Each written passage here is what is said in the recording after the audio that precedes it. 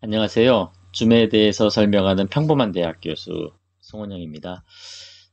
제가 1학기 때 줌에 대한 설명을 좀 만들어서 올렸었어요. 왜 그랬냐면, 어, 갑자기 코로나 때문에 수업을 할 수가 없었는데, 제가 줌에 대해서 좀 경험이 있었기 때문에 그 설명하는 동영상을 만들어서 올렸었습니다. 그랬더니, 많은 분들이 와서 격려도 해주시고 또 조회수도 많이 올라가서 제가 나름대로 약간의 좀 책임감을 느끼게 됐습니다. 그래서 이번에 2학기가 돼서 다시 수업을 시작하면서 보니까 제가 이야기를 설명했던 것들 중에 바뀐 것들도 많이 있고 또 줌이 업그레이드가 되면서 더 좋아진 것들도 있고 해서 약간의 그런 책임감 때문에 업그레이드 된 내용에 대해서 좀 설명을 해 드리려고 이 영상을 찍게 되었습니다.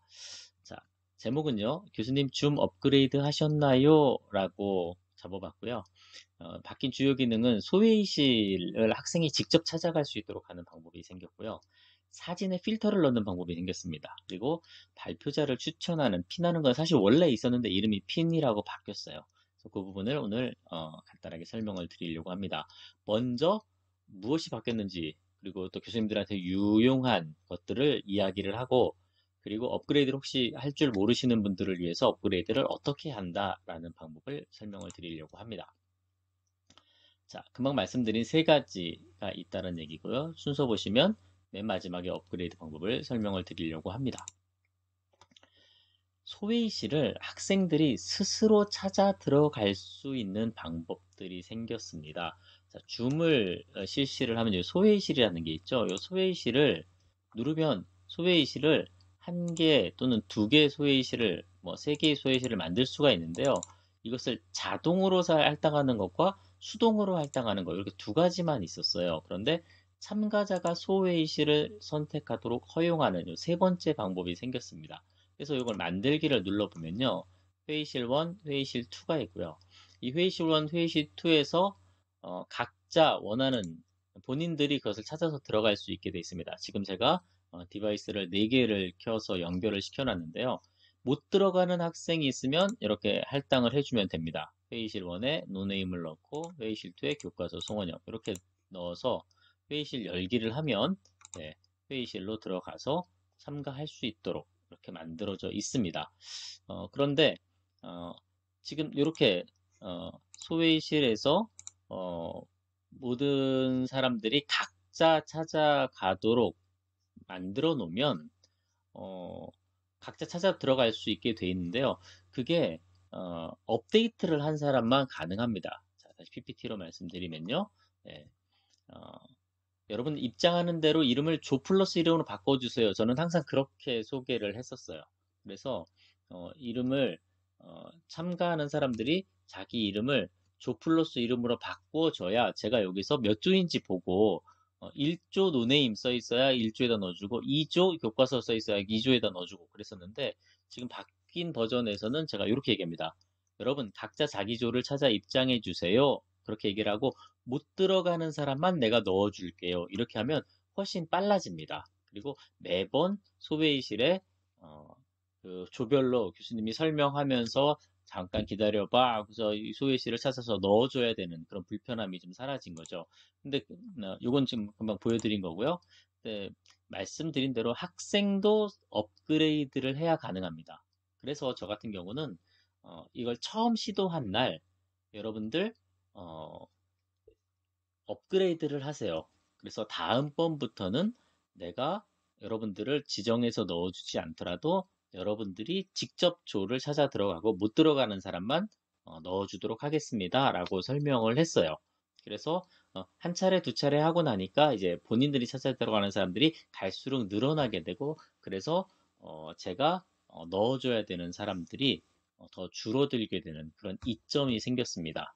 그래서 소외의실 기능이 업그레이드가 됐다라는 거. 특히 참가자가 소외의실을 선택하도록 허용하는 이 방법이 업그레이드가 됐다라는 말씀을 드렸습니다. 자, 그리고 나서 이제 두 번째 주제로 넘어가 보도록 하겠습니다. 두 번째 기능은 사진 필터 기능이 생겼습니다. 그래서 예전에는 학생들이 사진을 카메라 켜는 것을 좀 싫어했어요. 뭐 지금도 그렇긴 하지만 저는 2학기 들어서는 아예 수업 계획서에 카메라를 켜야 출석 인정이다라고 아예 넣어버렸습니다. 그리고 처음부터 강력하게 어, 그 카메라를 켜고 수업에 임해주길 바란다라고 말했어요.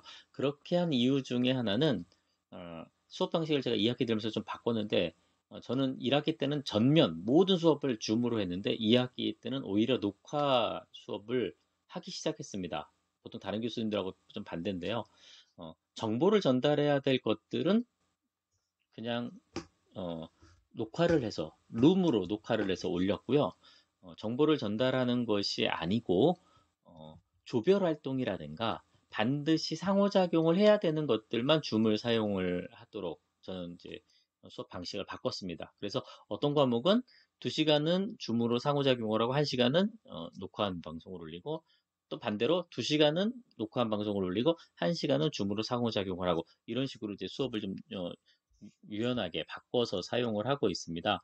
그런데 어쨌든 그 얼굴을 보이는 것들을 학생들이 썩 좋아하지 않았는데 이제는 필터 기능이 생겼습니다.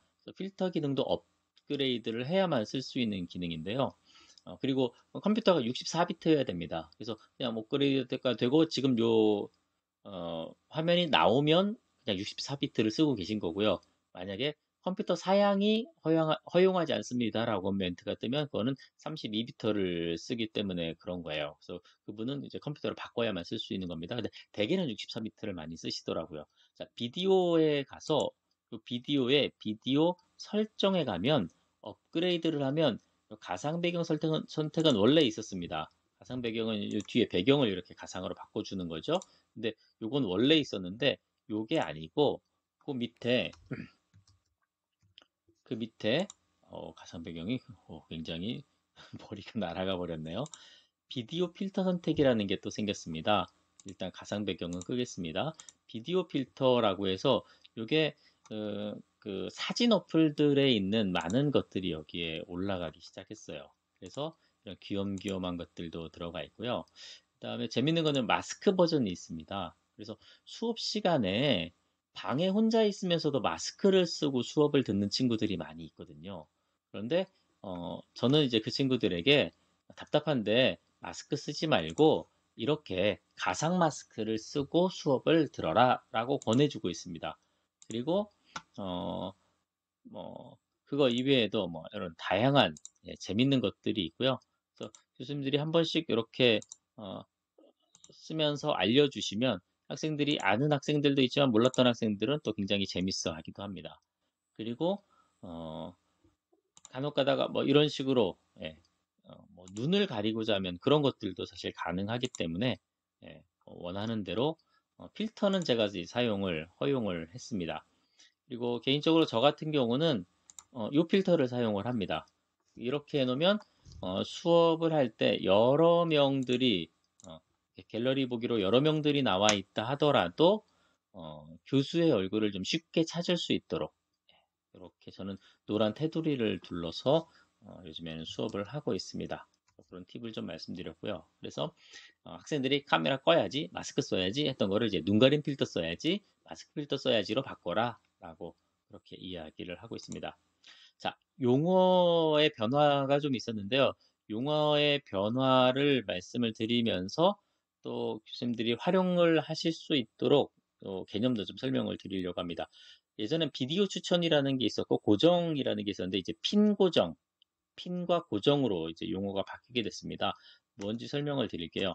자, 여기에서 발표 수업을 한다. 그런데 예를 들어서 요 노네임, 빨간 사진에 있는 친구가 발표를 한다라고 하면 이 친구가 발표를 하고 있다 하더라도 화면에는 이 친구의 얼굴이 나오는 게 아니라 주로 교수의 얼굴이 나오는 경우들이 많이 있습니다. 물론 말하는 사람의 얼굴들이 나오는 경우가 많죠. 그러나 자꾸 소음이 날 때마다 그 사람의 얼굴이 뜨기 때문에 저는 제가 주로 설명할 때에는 제 얼굴을 추천을 해 놓습니다. 제 얼굴을 모두에게 추천을 이렇게 눌러 놓습니다. 그러면 다른 사람들의 화면에 제가 계속해서 뜨게 되고 학생 중에 누군가가 소음을 내더라도 그쪽으로 화면이 넘어가는 게 아니라 제 얼굴이 계속 나오게 됩니다. 그래서 제가 혼자 수업을 할 때에는 저는 제 얼굴을 이렇게 추천을 해 놓습니다. 그리고 이제 추천 제거를 하죠. 그리고 만약에 이 빨간 얼굴 학생이 발표를 한다. 그리고 PPT를 공유를 해서 발표를 한다. 그러면 이 친구가 발표를 하는데 얼굴이 제 얼굴이 뜰 수도 있죠. 그래서 이 친구의 얼굴을 모두에게 추천을 누릅니다. 모두에게 추천을 누르면 이 친구의 얼굴이 모두에게 첫 번째 화면으로 뜨게 되고 이 친구 본인에게는 그 진행자가 당신의 얼굴을 추천하고자 합니다라는 것을 팝업으로 보여줍니다. 근데 이 친구가 허용을 하든 안 하든 어쨌든 이거는 진행이 됩니다. 진행자의 권한으로 되어 있어요. 그래서 이 친구의 발표가 끝나고 나면 이 추천을 또 해제를 반드시 해줘야 되겠죠. 추천 제거입니다. 추천을 반드시 해제를 해줘야 계속해서 다른 사람이 이야기하는데 또는 교수가 이야기하는데 이 친구의 얼굴이 나가는 일이 없어지게 됩니다. 그래서 이거는 이제 운영자로서 누구의 얼굴을 모든 사람에게 보여줄 것이냐라고 하는 개념이에요. 모든 사람에게 보여주는 것은 추천입니다. 모두에게 추천. 그런데 어떤 경우는 특정 학생을 교수가 지속해서 관찰을 하고 싶을 수가 있어요. 그때는 무엇이냐면 고정입니다. 저는 첫 번째 화면에 핀 고정이라고 돼 있죠. 이렇게 누르면 고정으로 그 특정 학생의 얼굴이 계속 나오게 되고 갤러리 보기로 바꾼다 하더라도 맨 앞에 고정된 화면이 나오게 됩니다. 저 같은 경우는 듀얼 모니터를 쓰고 있기 때문에 두 번째 화면에 핀 고정이라고 하는 것은 듀얼 모니터, 지금 현재 교수님들이 보고 있는 요 모니터가 아닌 두 번째 저의 듀얼 모니터 또 다른 모니터가 있는데 거기에 요 화면이 고정해서 나오게 됩니다.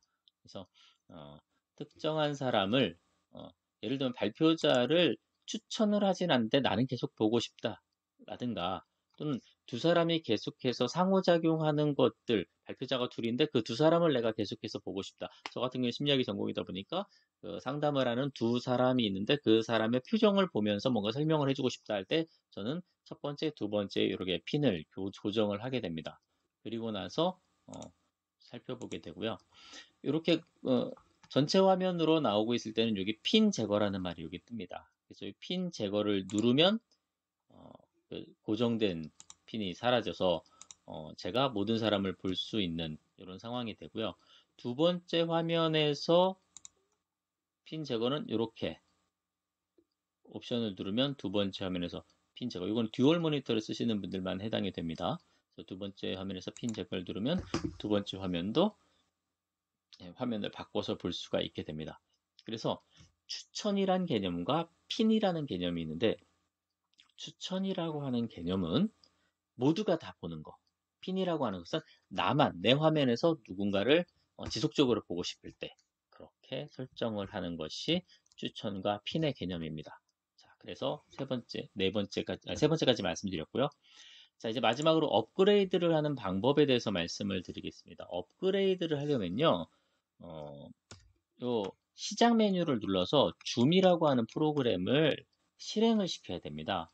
ABCD로 가면 요 줌이라고 하는 게 있고 여기 줌 프로그램이 있죠. 요 줌 프로그램을 실행을 시키면 됩니다. 실행을 시키면 요 줌 프로그램 요 화면이 나오게 되죠. 보통은 약간 이렇게 작게 뜨게 됩니다. 그래서 저는 이제 전체 화면으로 키워놨는데요. 요 화면에서 요 설정을 누르면 각종 설정을 할 수 있게 되어 있고요.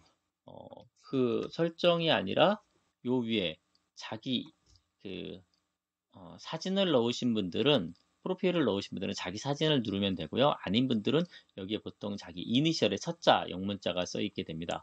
그걸 누릅니다. 여기를 누르면요. 여기에 업데이트 확인이라는 게 나옵니다. 업데이트 확인. 네.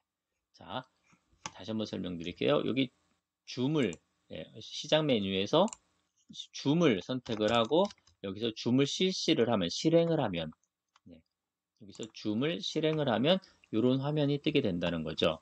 그래서 이 화면 중에서 자기 이니셜 또는 사진이 뜨는 곳에서 내려가면 업데이트 확인이라는 게 나옵니다. 그래서 이걸 누르면 업데이트가 지금 어느 정도 되어 있는지가 뜹니다. 그래서 지금 최신 버전을 쓰고 있습니다. 하니까 저는 더 이상 업데이트 할 게 없죠. 그럼 그냥 닫기를 눌러버려야 됩니다. 근데 제가 이제 미리 남겨놓은 것들을 보면 업데이트 사용 가능이라고 이렇게 쓸 수가 있습니다. 제가 마지막 업데이트 하기 전에 찍어놓은 사진인데요. 이 경우는 이렇게 새 버전을 사용할 수 있습니다. 라고 되어 있고, 여기에 업데이트를 하겠습니까? 라고 뜨게 됩니다. 그래서 Yes를 누르면 이렇게 쭉 스크롤이 가면서 업데이트가 완료가 됩니다. 시간이 그렇게 오래 걸리지는 않는 것 같아요. 그래서 업데이트가 다 되고 나면 그 다음부터 사용을 할 수가 있게 되는 겁니다. 그래서 업데이트는 그렇게 찾아가서 거기에서 업데이트를 하시면 되겠습니다. 마지막으로 그 밖의 변화가 몇 가지 있는데요.